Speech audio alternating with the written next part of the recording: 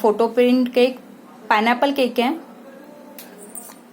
रसमलाई, हा पान केक आहे,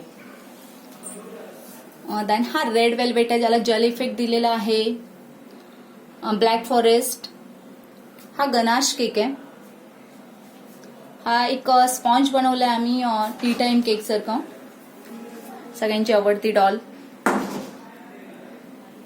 आणि पिनाटा केक. सो ऑलमोस्ट एवढे केक आजच्या वर्कशॉपमध्ये कव्हर झालेले आहेत.